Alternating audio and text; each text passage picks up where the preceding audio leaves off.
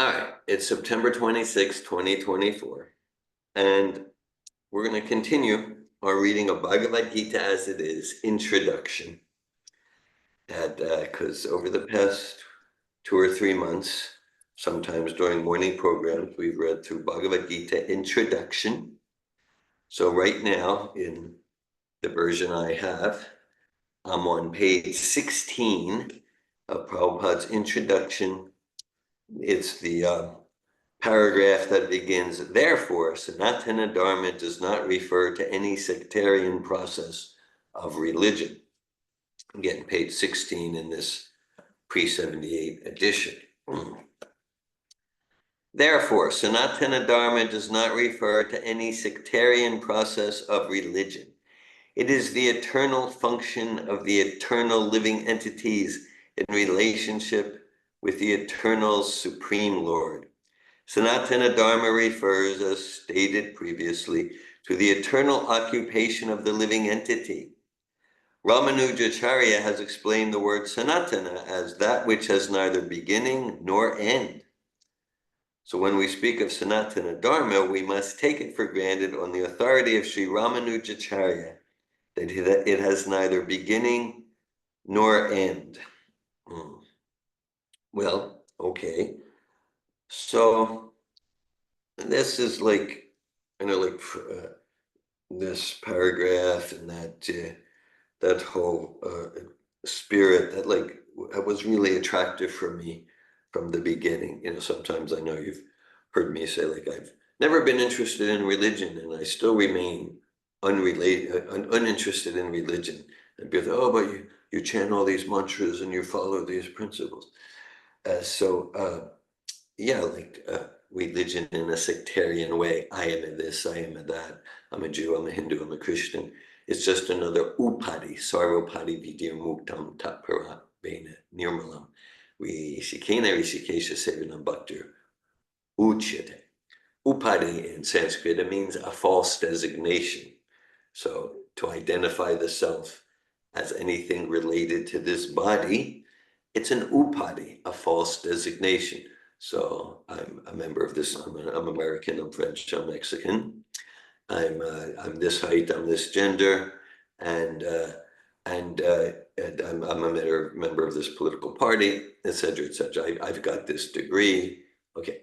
And then also in the name of religion, that could also become an upadi. That's why, yeah, like if people say, "Oh, are you a Hare Krishna?"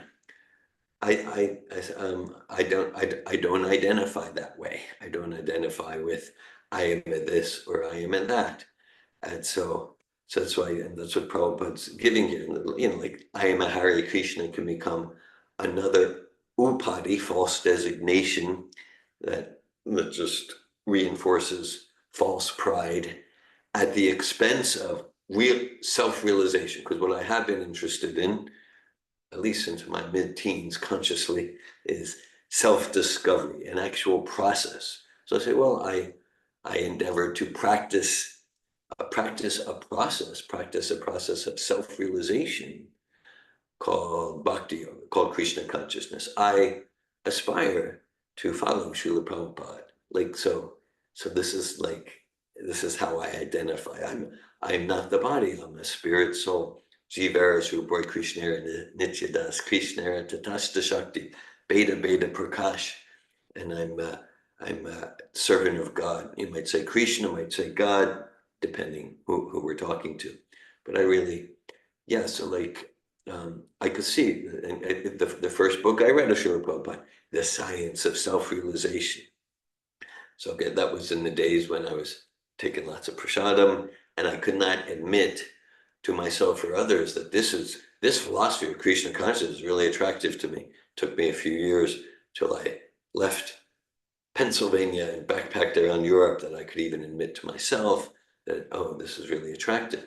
But that first book, Science of Self-Realization, it was very dear to me.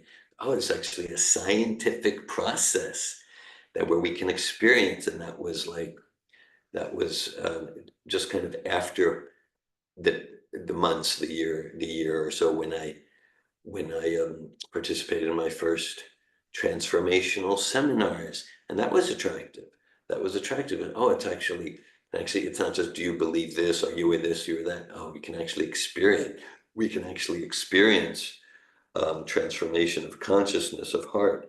So, and then of course, by reading Prabhupada's books, I got so much, we got the one in front of the zeros that the secular humanist transformational seminars didn't provide, didn't have. And I was actually associating with the top transformational facilitators in the world. They would come to my mom's place for dinner and things like that.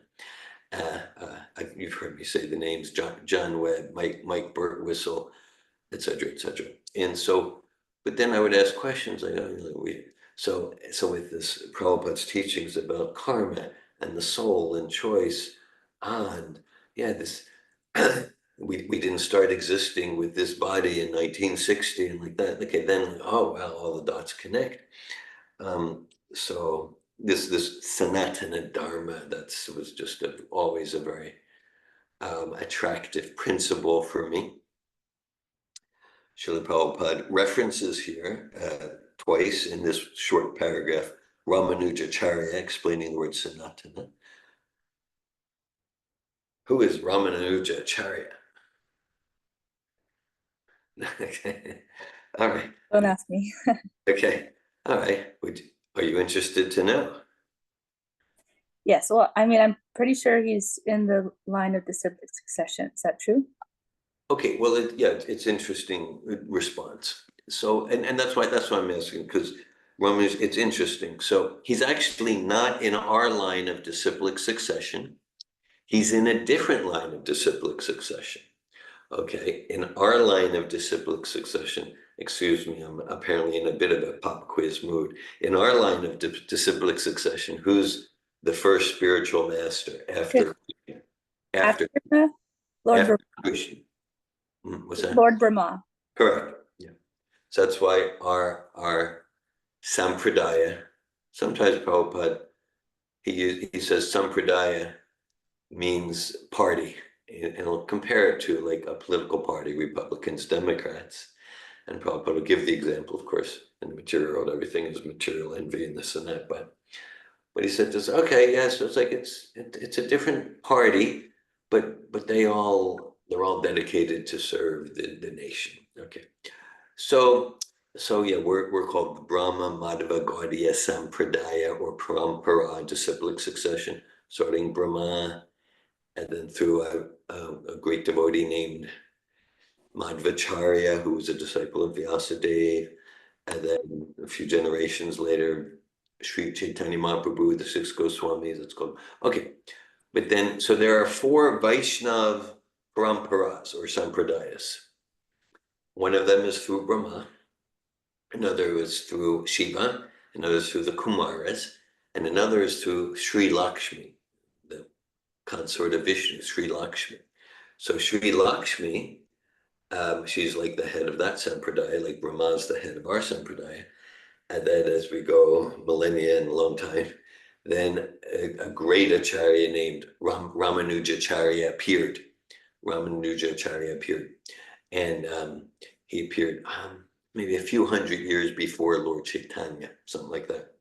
Mm-hmm. So interesting. So actually, if we hear from Ramanujacharya and his sampradaya, there's some distinctions. There's some difference. There's no contradictions. But he's not giving the full Achintya Bheda Bheda Tattva conclusion like Lord Chaitanya gave, because he was sharing Krishna consciousness according to time and circumstance. So there's actually some distinctions. And so just interesting, Ramanujacharya, he's not exactly our parampara. At the same time, he's definitely a Vaishnav parampara. And so it's interesting, Prabhupada quotes him a lot. Prabhupada quotes him a lot because there's no contradiction there, and he's a great scholar, a great devotee, Vaishnava, Ramanujacharya. The Sri Vaishnavas, there's probably some in the West. Sri Vaishnavas, that's basically Ramanujacharya's followers. They're very, very big in South India. And they probably have some branches in the West now too. So Hare Krishna. Okay, I'll go on. The English word religion is a little different from Sanatana Dharma. Religion conveys the idea of faith, and faith may change. One may have faith in a particular process, and he may change this faith and adopt another. But Sanatana Dharma refers to that activity which cannot be changed. For instance, liquidity cannot be taken from water, nor can heat be taken from fire. Similarly, the eternal function of the eternal living entity cannot be taken from the living entity. Sanatana Dharma is eternally integral with the living entity. When we speak of Sanatana Dharma, therefore, we must take it for granted on the authority of Sri Ramanujacharya that it has neither beginning nor end. That which has neither end nor beginning must not be sectarian, for it cannot be limited by any boundaries. Yet those belonging to some sectarian faith will wrongly consider that Sanatana Dharma is also sectarian. But if we go deeply into the matter and consider it in the light of modern science, it is possible for us to see that Sanatana Dharma is the business of all the people of the world, nay, of all the living entities of the universe. Non-Sanatana religious faith may have some beginning in the annals of human history, but there is no beginning to the history of Sanatana Dharma because it remains eternally with the living entities. And so far as the living entities are concerned, the authoritative Shastras state that the living entity has neither birth nor death. In the Gita, it is stated that the living entity is never born and he never dies. He is eternal and indestructible, and he continues to live after the destruction of his temporary material body. In reference to the concept of Sanatana Dharma, we must try to understand the concept of religion from the Sanskrit root meaning of the word. Dharma refers to that which is constantly existing with a particular object. We conclude that there is heat and light along with the fire. Without heat and light, there is no meaning to the word fire.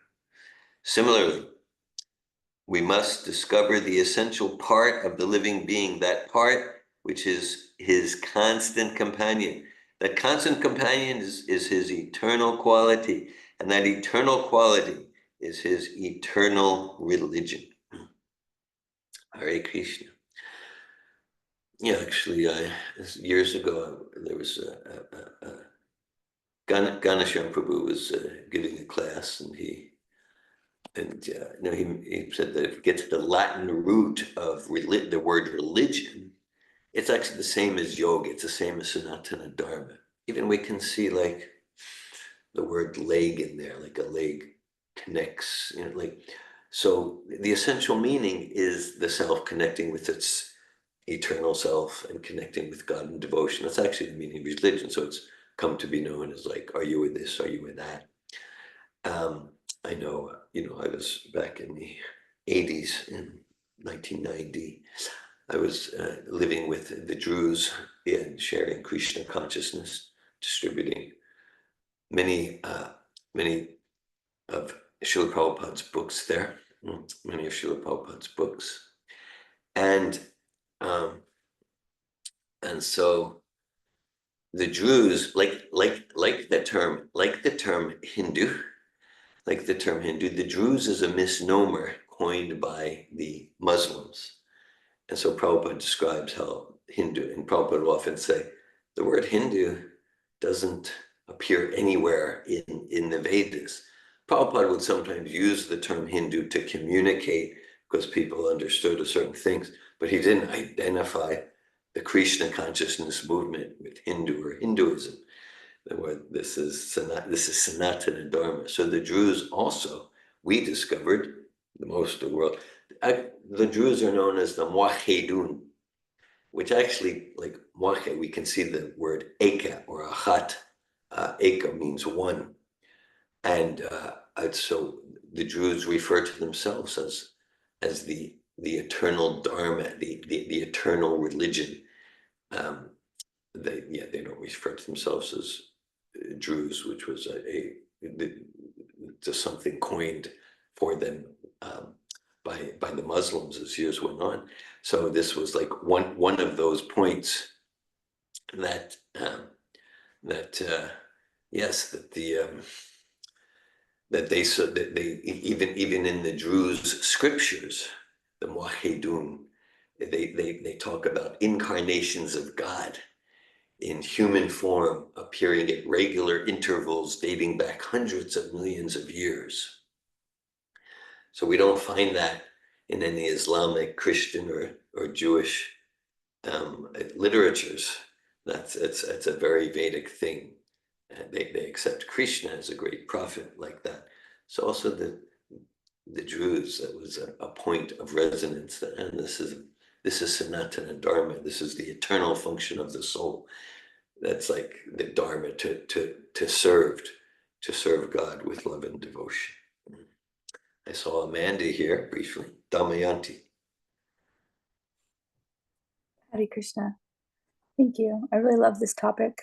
I just wanted to share that the other day I was talking to my mom, and somehow we got around. I mean, she's still processing that her husband passed away. Yeah. It's a huge loss, just a huge life change. Yeah. Anyway, so every time I speak with her, we speak about that and check in about how family's doing. And my cousin's ill, maybe terminally, and her mother's terminally has a condition. So cousin and aunt both have serious conditions. So we just talk about life life and existence, and what are we doing here. These topics come up with all those the disease and old age and death topics. And so I don't remember how the conversation got around to this, but the conversation got around to, I think, something like, what are we doing here? And it was more about like the function of the soul, like what we're talking about, the eternal function of the soul. And somehow I feel like I corralled her a little bit, but then she was like a little taken aback. But we were talking about how, essentially the soul is meant to be in alignment with the divine. That's easy to accept across, even people who don't want to, worship God or, talk about God, like being in alignment with the divine. And somehow I said, that's what bhakti is. Yeah.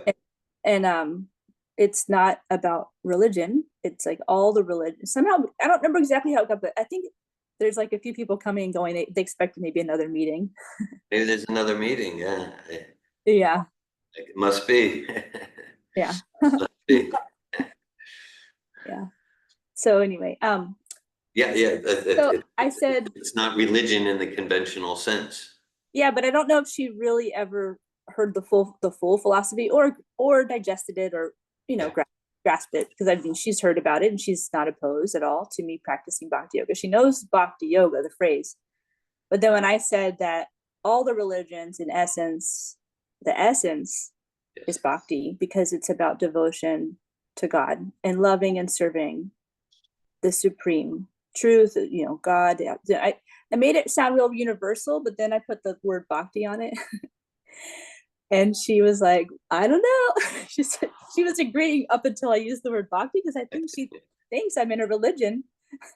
And I was like, but I didn't really listen. I kept talking gently. I was like, yeah. And I just explained it with more enthusiasm. Bhakti means devotion. So it's just about loving and serving God, aligning, becoming an instrument of God. Like I went back to it being universal, but I touched on this word bhakti, and then it felt like she probably felt like I was boxing it in, but I'm actually saying bhakti is non-sectarian. I love the concept of eternal religion. It's so empathic and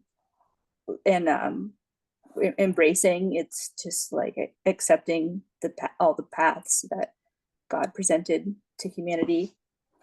And yeah, anyway, I just thought that was a fun moment with my mom.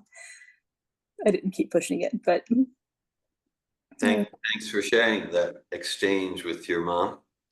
And Prabhupada indicates here that some, like, some might, from their filters, perceive or conceive as Sanatana Dharma, Bhakti, as something sectarian. At the same time, no, I actually, it's like fire is hot, water is wet. This is the eternal nature of the soul. To serve, we're not going to get away from service, and to direct our service propensity towards Krishna, towards God. That's bhakti, and yeah, that's eternal. It's just kind of what we naturally do in the pure state. It's what we naturally do in the pure state. And yeah. So you had your dad, your mom's husband pass away, and other family members, and that's it. So it's described like, okay, like in this body, I'm a member of this family, I'm a member of this religion. It becomes another upadi. But we've had so many names and so many species and so many lifetimes and material bodies. Yeah, so who are we eternally? We're bhakti yogis, and you got that when you use that term, then your mother reacted in a particular way, and then at the same time she's very receptive to that eternal principle of actual eternal religion. like philosophically, but then when it becomes something related to her, I think she's, charged. There's an emotion there. I actually was talking to her about how many fathers have I had, and how many brothers, sisters have I had. Like I talked about the life, like, because I know Yeah. she's very open-minded, maybe even believes in reincarnation, but maybe just hasn't thought about all these things deeply, just more like as it's similar to my dad, like, isn't it interesting to talk about, just to philosophize, but like, anyway, I talked about that. How many fathers have we had? How many husbands have we had? Like, what are we doing? But anyway, yeah. I remember when when you were sharing, I was thinking that your process of coming to Krishna consciousness is similar to many of ours. You like come across the devotees, and at the same time you're coming across personal growth seminars. I didn't realize it's like a similar sort of like overlapping of the Srila Prabhupada's teachings and personal growth, like that combination, that you actually had that, but many years ago, like several decades ago. Yeah. And I remember it being the Science of Self-Realization book too, where I encountered this topic about the eternal occupation of the soul. Yeah. And Abhi Wolf, your son, was organized a reading group, I think, around Science of Self-Realization just after the seminar. And I remember him saying that concept. That was the first time I heard of that concept. I heard most things from you and Malini first, in Prabhupada. But then I remember Abhi saying that there's an eternal occupation of the soul. And I was like, whoa, like, yeah, what is that? We have to know. I have to know that. It's like this, and I don't know. It's really, it's just really illuminating to look at that. It's really illuminating to look at the eternal function of this. I'm reading it now. Eternal function of the eternal living entity in relationship with the eternal Supreme Lord. That was the first paragraph we read. It's just like, if you believe there's a soul, what does it do in eternality? So you have to answer that question. Everybody needs to be curious about that question. Anyway, thank you. I appreciate the reference you gave. It was maybe a week or two ago. I was with Bhakti Devin. He was doing some household stuff here at my place, and we were talking, and he mentioned in his coming to Krishna consciousness story how moving and impactful and transformational it was. He would attend Abby Wolf's Science of Self-Realization course or class or series. So he also mentioned that was maybe in 2014 or something. So you're mentioning that too. So I've heard twice in recent times, 10 years later, that science of self-realization. Yeah. Yeah. So I think maybe we'll read another one or two paragraphs. When Sanatana Goswami asked Sri Chaitanya Mahaprabhu about the Svarup of every living being, the Lord replied that the Svarup or constitutional position of the living being is the rendering of service to the Supreme Personality of Godhead. If we analyze this statement of Lord Chaitanya, we can easily see that every living being is constantly engaged in rendering service to another living being. A living being serves other living beings in two capacities. By doing so, the living entity enjoys life. The lower animals serve human beings as servants serve their master.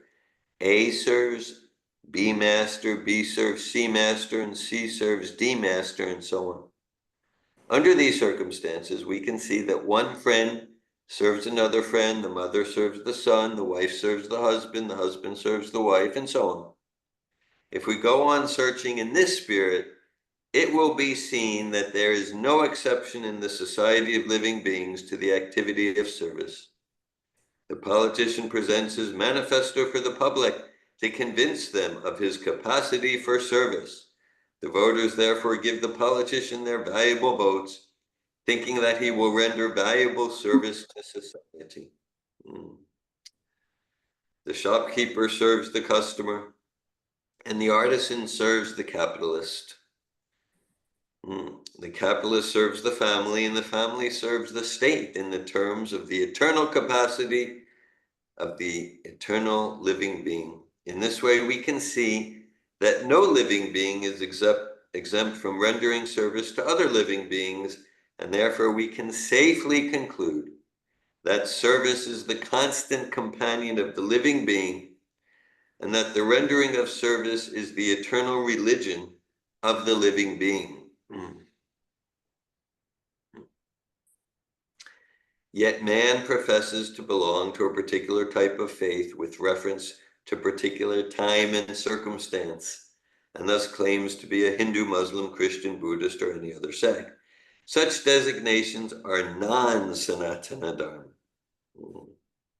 So, looking at the language, Prabhupada saying such designations, the Sanskrit word is upadi, are non-Sanatana Dharma. He's not saying that the essence of what goes in the name of Christianity or Islam is non-Sanatana Dharma, but the designation that just becomes another material label. And in the second verse of the 18,000 verse Bhagavatam is Dharma projita kortva paramo niyamat saranam satam vedyam vastavam atravastu shividam tapo charan mulanam Srimad Bhagavate krite kim vapur ishvar sajurijava rujyate trakirti bishu shushubis takshana. The Bhagavatam starts completely rejecting the word koitava. We can see the English word cheat from that. Completely rejecting all cheating religion. This Bhagavad Dharma profounds the highest truth, Sanatana Dharma, which is understood by those devotees who are completely non-envious and pure in heart. So means in the name of religion, anything directed towards sense gratification, economic development, and prestige in society, rather than just pure bhakti, pure devotional service, Bhagavatam rejects it. Of course, all those other types of paths, it's kind of, they have their place. It's like Krishna and his pure devotees, and they're kind of offering like, yes, if you be good, we'll offer you some perks, we'll offer you some candy, like that. And then someone, oh, okay, I get to go to heaven enjoy, I get to be prosperous in this world, I get sense gratification. All right, but then by getting that through following some sattvic principles, then someone gets a taste, and then the idea is that gradually leads to pure to serving with purity. Okay, such designations are non-Sanatana Dharma. A Hindu may change his faith to become a Muslim, or a Muslim may change his faith to become a Hindu, or a Christian may change his faith, and so on. But in all circumstances, the change of religious faith does not affect the eternal occupation of rendering service to others. The Hindu, Muslim, or Christian in all circumstances is servant of someone. Thus, to profess a particular type of sect is not to profess one's Sanatana Dharma. The rendering of service is Sanatana Dharma. Hare Krishna. I know you and others in the community from me share that was like my first philosophical experience consciously. It was maybe I was 6, 7 years old, and about the we would root for the Philadelphia teams, the Phillies and the Eagles, and like that. And then I kind of was old enough to begin to realize we could theoretically move to New York. Does that mean we would then root for the Yankees? But that was unthinkable. Okay, I would then. So then that was meaningful for me because it related. Oh, okay, like it's just based on the body. So similarly, for even the vast majority of even people who regard themselves as religious or belonging to a religion, it tends to be bodily based. There could be a lot of good in it, for sure, but just like, okay, if we're born here, we root for the Gators. If we're born somewhere else, we'll root for that team. Okay, so similarly, okay, yeah, how come you're of that religion? And maybe but really it's because I was born into this family in this country, and that's the religion, and that's the religion. So it's like it's very bodily based. And so Srila Prabhupada, Bhagavad-gita, Bhagavatam, Chaitanya Charitamrita, yeah, it's about, what's apart from a temporary religion based on bodily identification and the birth of a particular body, what's the actual religion, the eternal function of the soul? And again, that principle was always very attractive to me from when I first started reading Prabhupada's books. Mm-hmm. Thank you for sharing. I wanted to comment that I feel some pain around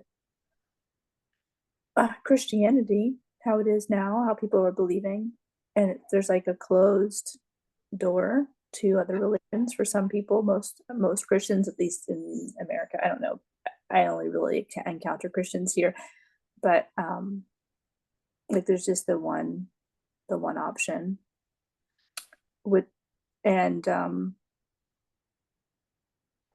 yeah, I feel like it's painful for people to think that I might be doing that I might be doing something satanic or like something that's just evil. Right. Yeah, that's painful. I helped create the event for Janmashtami for Gopal Eco Village. Yeah. And there was one comment, and it was in bold letters, satanic. Yeah. So what was the comment? Satanic. Satan. It's the devil. Satanic. Just the whole event is satanic. Anyway, I feel some pain around that. That's painful, yeah. Yeah, like there's not an open door. There's not an open door, open mind. I mean, some people do have open minds, but it feels like incredible if you meet it. It feels rare to meet a Christian with an open mind to other paths, to devote oneself to God. And I wonder if Jesus really intended that, and did he really say you go to hell if you don't believe in me? I don't think he said those words. And then the Trinity, I don't know, I'm just complaining about the way Christianity is right now. Yeah, Anyway. in the name of Christianity, so much narrow-mindedness. I'm remembering our conversation maybe 2, 3 months ago at Gajendra's place that Valerie organized, and I referenced Saint Teresa of Avila. Yeah, and she has an actual book, and she's it's a vision of Krishna and the gopis, like that. And you probably heard me share, like, in those days, immediately before the Druze book distribution days, we would go to Nazareth, and the different sisters of the convents would come out and join us in Harinam, because they got this is glorification of God. So there are some good news stories. Yeah, Yes. and I think Christians within their system, there's many that are cultivating bhakti. Yeah. Oh, for sure, for sure. And so I'm inspired by Christians, Yeah. but I guess it's the one-way relationship that feels painful. Like, okay, I love you guys, and I love Jesus, and and I got like a full open heart, and then I experience that there's a wall, and that's painful. It Yeah, is painful. Yeah, it is. It yeah. is painful. Yeah. All right. It is painful, and I mean, personally, I mean, maybe that's just how I feel right now, and I haven't fully. I'm just expressing it to maybe give it some space so that I can feel more lighthearted. yeah, and there are so many who yeah, they were not closed-minded, but they just had such an affection for Jesus and growing up, and then they came to Prabhupada, and then they embraced Prabhupada's program, and their story is like, yeah, Jesus directed them to Srila Prabhupada. Mm-hmm. So we can imagine that maybe the group or the sect or the particular church they were in would not approve, but on an individual level, there's a lot, Mm-hmm. lot of followers of Jesus who are really open. Yeah, and um, I'm thinking about the conversation about works and faith. Like, how do you get to heaven? Is it through what you do or through your faith? But I don't know if Christians are thinking deeply. Like I think that the current ones in America. I feel like there's a general feeling like as long as you proclaim if you make a statement, and it may not even be a statement of faith. It could just be a statement of fear to get into heaven and not perish in hell eternally. Because if it's a statement of faith, the actions would be remarkable. I mean, Yes.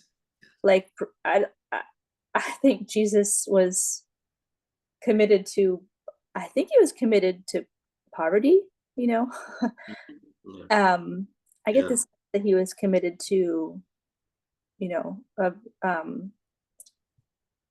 pure love of humanity and service and like not owning things. And I mean, it was a very austere Yeah, path.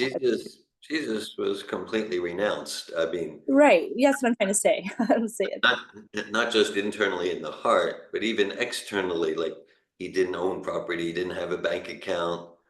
He was completely renounced, even externally. Yeah. Yeah. So I'm not saying everyone is supposed to be completely renounced because he supported marriage and Yeah. wasn't like that. But I mean, and many Christians are remarkable. So, but and have incredible faith. But anyway, I'm just processing my feelings about Christianity. Like, there's so much love for it, and then sadness about what goes on in the name of Christianity. And yeah, and a question I have often is like, where is the living movement of Lord Jesus Christ? Like, I know that the movement is still alive, Yeah. but like, how do you plug in? Like, where do you find the living movement? Living movement. Yeah. Like, where is it? Yeah. I mean, who, like, literally, like, I want one name of someone on earth or a group, a name, an organization, or a name of people who are part of the living movement. Like, I'm sure it exists, but is it just individual or just home by home? Is it just like can you find a group that there's like a living movement? Well, I'm sure many groups would say that they do represent the living movement, but then it's each of us to have our experience and assess Yeah. how authentic it is. Yeah, like would I go to like the Franciscan monks? Would they be like probably a safe bet? Like, but I don't know. I have one. I shared some things from him. Yeah, I actually asked him questions on a live. He had a live video call. He was receiving questions. I asked some, and the answers didn't totally satisfy. But I really like. He seems like a sincere practitioner. So anyway, those are my comments. Thank you for listening. thanks for sharing. You get back to my history, back late 70s, early 80s, I was going to, because I was going, getting a lot of prasad and beginning to read some Prabhupada's books, hearing some kirtan. At the same time, I went to a born again Christian, like at a house, not like a big church, but some house. And of course, in 1983, 84, I actually was more than a month at the Jewish yeshiva, and I visited Buddhist centers. And in all of those places, I got a lot of, I got a lot about, it was very richness and sincere people, at the same time, as far as like really consistent responses that satisfied my intellect. That was coming from the representatives of Srila Prabhupada, even because I was like, as far as the Judaism, I was associated with the top scholarly devotional rabbis in the world, not just in Florida, but in the world, in Jerusalem. And I was getting more satisfying intellectual philosophical responses from the new Bhakta or Bhaktin at the Hare Krishna temple than I was from the top rabbis. And similarly at the born again Christian, really nice people, really nice people. And they were getting frustrated with me because I would ask questions and I was like, oh. and and then I wasn't so satisfied with the responses intellectually, philosophically. And but then from Prabhupada's books, and not just the philosophy, but then the lifestyle, which aligned with the philosophy. So yeah, I know I've shared with you, and you probably know her. Yeah, I've referenced sometimes a devout, born again Christian who she first she came to a software program in 2009, took foundational advanced 2010. And she was is a really devout, and that she staffed courses in yes, it then it's been through coach training, and she would come to Malini's place, my place. She stayed with Malini for Bhakti Yoga retreats. She would come to our program, although she was like averse to like the external forms. But she would tell us like she was so attracted. We had sadhana. We'd get up at 4 a.m, and then we do the songs and we do the chant. So she was like, she had this church, but kind of like, what do you actually do other than like go on Sunday and say I believe, and like like that. So so she actually got sadhana, and she would create a Jesus-centered sadhana based on our program. Like, okay, now I'll read that. And when I had met her, because I have read the Old Testament, New Testament cover to cover, she hadn't, because it wasn't like emphasized. You just say you believe. But she was so sincere in her heart. So she had like a reading and a class, and she created songs and kind of Jesus-centered munches. So she came to us for sadhana, and because she didn't have that in her, like she didn't have a living tradition.